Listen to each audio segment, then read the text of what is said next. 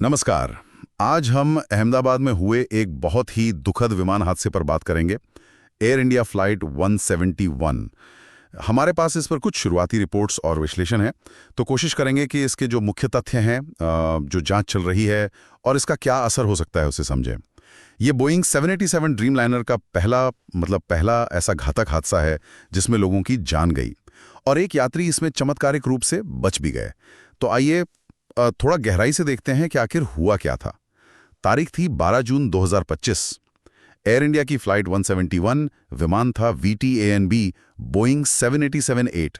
ये अहमदाबाद से London Gatwick जा रही थी और उड़ान भरने के आप मानिए बस 1 मिनट के अंदर ही जब विमान कोई 625 फीट की ऊंचाई पर था, ऐसा लगा कि अचानक से उसका थ्रस्ट पावर चला गया। पायलट ने मेडे कॉल भी जारी किया, जो कि एविएशन में सबसे सीरियस इमरजेंसी कॉल होता है। पर अफसोस, विमान शहर के बीच में ही बीजे मेडिकल कॉलेज के हॉस्टल मेस ब्लॉक पर जा गिरा। उसके बाद कई धमाके हुए और बहुत घना धुआं उठा। तस्वीरें काफी भयानक थीं। विमान में कुल 242 लोग सवार थे, 230 यात्री और 12 क्रू मेंबर्स। और बेहद दुख की बात है कि इनमें से 241 लोग, उनकी जान नहीं बच सकी। सिर्फ एक ब्रिटिश नागरिक विश्वास कुमार रमेश, वो इस हादसे में जीवित बचे। हाँ, और ये हादसा सिर्फ हवा में नहीं हुआ, इसका असर जमीन पर भी बहुत भयानक था।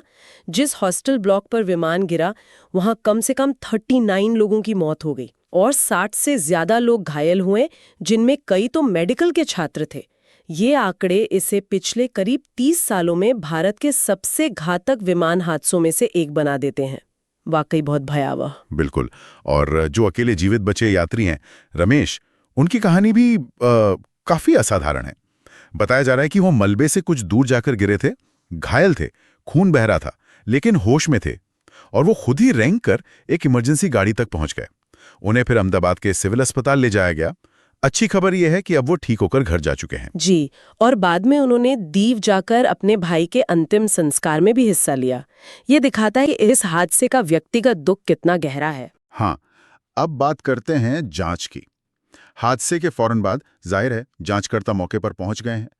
विमान का फ्लाइट डेटा रिकॉर्डर और कॉकपिट वॉइस रिकॉर्डर, जिन्हें हम आम भाषा में ब्लैक बॉक्स कहते हैं, वो मिल गए हैं। ये बहुत अहम होता है जांच के लिए।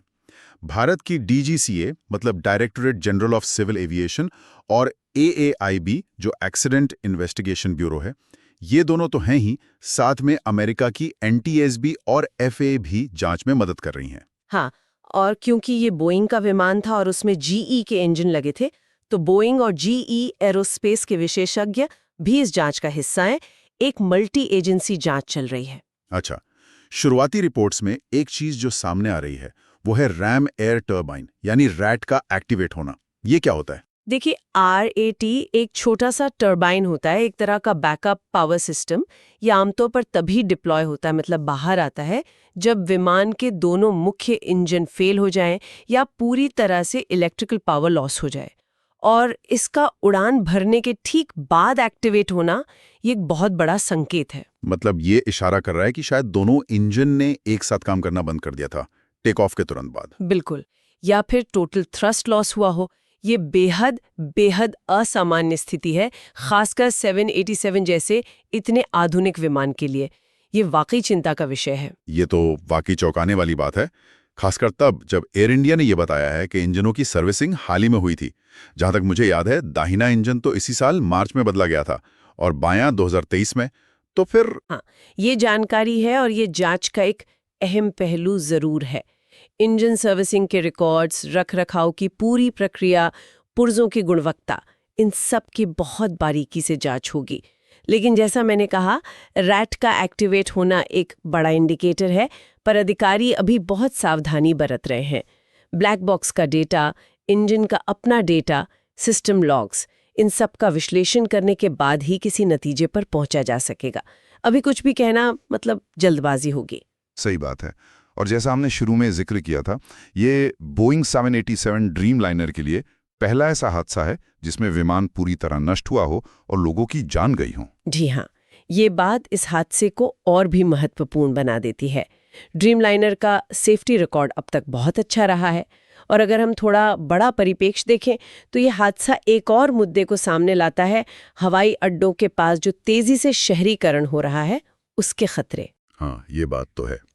विमान का आबादी वाले इलाके में एक हॉस्टल पर गिरना, ये दिखाता है कि एयरपोर्ट्स के इतने नजदीक घनी बसावट कितनी खतरनाक हो सकती है। बिल्कुल। विशेषज्ञ अब इस बात पर जोर दे रहे हैं कि एयरपोर्ट के आसपास जोनिंग के नियम और सख्त होने चाहिए। एक बफर जोन होना जरूरी है। हादसे के बाद कुछ जरूरी कदम उठाए भी गए हैं। एयर इंडिया और टाटा ग्रुप ने मृतकों के परिवारों के लिए मुआवजे की घोषणा की है और वो लगातार दूसरी मदद भी मुहैया करा रहे हैं। हाँ, और नागरिक उड्डयन मंत्रालय ने एयर इंडिया के बेड़े में जितने भी 787 विमान हैं उन सब की अतिरिक्त सुरक्षा जांच के आदेश भी दिए हैं, एहतियात के तौर पर। प्रधानमंत्री मोदी ने भी इस पर दुख जताया है और आईएमए का जो स्टूडेंट नेटवर्क है, उन्होंने घायलों के लिए ब्लड डोनेशन की अपील भी की थी। इसके विश्लेषण पर है। इसमें कुछ हफ्ते शायद महीने भी लग सकते हैं जब तक फाइनल रिपोर्ट आए। और हाँ, अगर जांच में कोई लापरवाही या फिर मैन्युफैक्चरिंग में कोई डिफेक्ट पाया जाता है तो मॉन्ट्रियल कन्वेंशन और टॉर्ट लॉ के तहत एयर इंडिया पर या बोइंग या फिर जी जैसे सप्लायर्स पर भी काफी बड़ी कानूनी देनदारी आ सकती है। तो कुल मिलाकर ये एक भयानक त्रासदी है। 787 का पहला घातक हादसा जांच अभी शुरुआती दौर में है और इसने शहरी सुरक्षा, एयरपोर्ट प्लानिंग जैसे मुद्दों पर गंभीर सवाल खड़े कर दिए हैं। नतीजों का तो इंतजार रहेगा ही। बिल्कुल।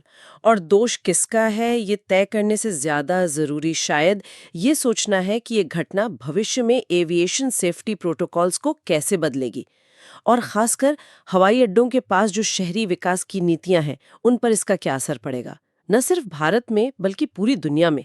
क्या हम कोई बड़े बदलाव देखेंगे? ये देखने वाली बात होगी।